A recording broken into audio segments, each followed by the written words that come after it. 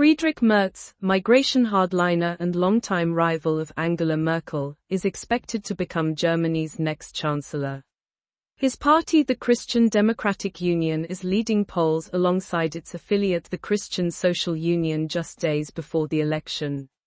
Back in September, Merz was elected as the CDU's party's designated candidate for chancellor in this year's federal elections, after leading the organization and heading the opposition CDU-CSU parliamentary group since 2022.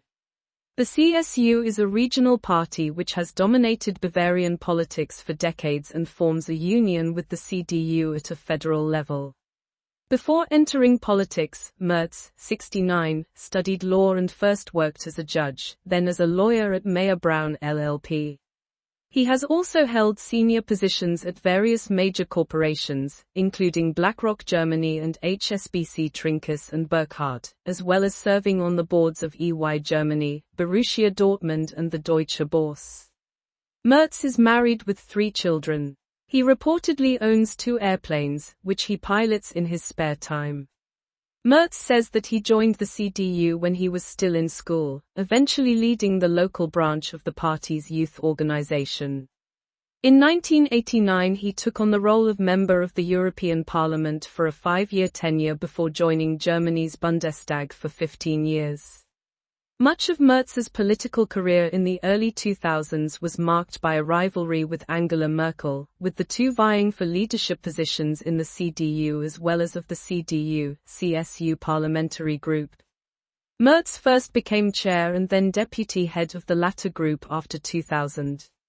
He resigned from this position in 2004, with observers at the time suggesting this was due to Merkel's rise through the ranks. Tensions between Merkel and Merz linger to this day, with the former German chancellor last month criticizing the CDU leader for cooperating with the far-right Alternative für Deutschland on parliamentary votes. Merz, like the CDU, follows center-right policy positions and is seen as a socially conservative, pro-business politician. Merz has advocated for lowering taxes on incomes and for corporations, alongside cutting bureaucratic red tape to boost businesses and innovation and adapting the framework conditions for industry in Germany to boost private investment. He has also shared his goal to make Germany more attractive for startups and has said that he would create a new ministerial role to focus on digitalization and AI.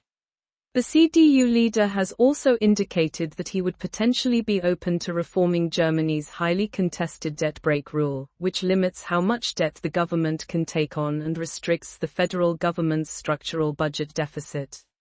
Merz has been highly critical of economic policies under Olaf Scholz's government, suggesting that they are the cause of the country's slump and calling for big shifts.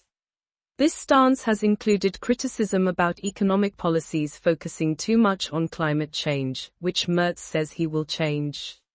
While he broadly recognizes the climate crisis as an issue, Merz has been skeptical about some actions taken to tackle it, for example building wind turbines.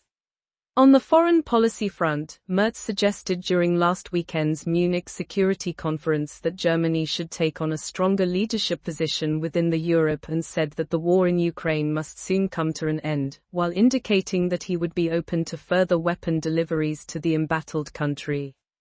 Merz has however broadly dodged questions about plans for Germany's defense spending amid the debate about whether NATO members should boost their funding in this area.